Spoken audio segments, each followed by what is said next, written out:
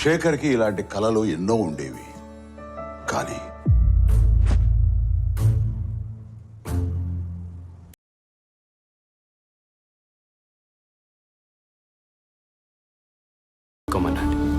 అమ్మ కోసం కొంచెం పెద్ద ఇల్లు తీసుకోవాలి. చెల్లిని తనకిష్టమైన మెడిసిన్ చదివించాలి. శేఖర్కి ఇలాంటి కలలు ఎన్నో ఉండేవి. కానీ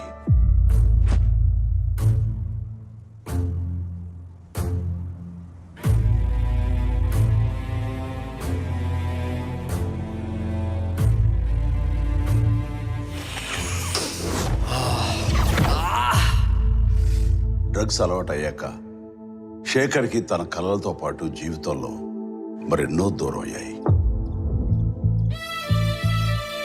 అమ్మా, స్టోర్కి వెళ్ళొస్తానమ్మా. ఇలా ఒక్క శేఖరే కాదు, ఎందరో యువకులు ఈ డ్రగ్స్కి ఆకర్షితులై తమ జీవితాల్ని నాశనం చేసుకుంటున్నారు. మీకు తెలిసి ఎవరైనా ఈ డ్రగ్స్ అమ్మటం కానీ కొనటం కానీ వినియోగించడం కానీ చేస్తున్నట్లయితే ఆ సమాచారాన్ని వెంటనే తెలంగాణ యాంటీ నార్కోటిక్స్ బ్యూరోకి తెలియచేయండి. మీరు చేయాల్సిన ఫోన్ నెంబర్ 87-126-71111. మీ వివరాలు గోప్యంగా ఉంచబడతాయి. బాధితులను ఆ మత్తు నుండి దూరం చేయటమే వారి ఆశయం తప్ప శిక్షించడం కాదు. డ్రగ్స్ రహిత సమాజమే లక్ష్యంగా సాగుతున్న మన తెలంగాణ ప్రభుత్వ సంకల్పంలో నాతో పాటు మీరు చేతులు కలపండి. అందరికీ నమస్కారం. ముందుగా మీకోసం ఒక చిన్న వీడియో చూడండి.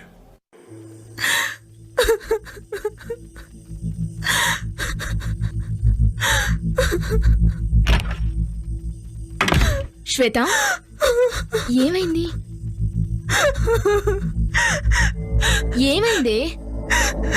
ఫేస్బుక్ లో ఒకడు ఫ్రెండ్ రిక్వెస్ట్ పంపించాడే, యాక్సెప్ట్ చేశాను. నంబర్స్ ఎక్స్చేంజ్ చేసుకున్నాం, క్లోజ్ అయ్యాం. ఒకరోజు ప్రపోజ్ చేస్తే యాక్సెప్ట్ చేశానే. అటువంటి ఫొటోస్ అడిగాడే, పంపాను. ఇప్పుడు ఆ ఫొటోస్ అడ్డు పెట్టుకొని బ్లాక్ మెయిల్ చేస్తున్నాడే. నాకేం చేయాలో అర్థం కావట్లేదే.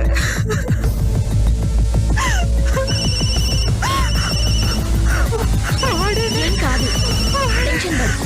Relax, relax. ఏం కాదు. వ్యక్తిగత సమాచారాన్ని సోషల్ మీడియాలో పోస్ట్ చేయకండి. తగు జాగ్రత్తల్ని వహించండి. అపరిచిత వ్యక్తులతో ఆన్లైన్ పరిచయాలు అనుకోని కష్టాలకు కారణం కావచ్చు. ధైర్యంగా హైదరాబాద్ సైబర్ క్రైమ్కి రిపోర్ట్ చేయండి. జాగ్రత్త.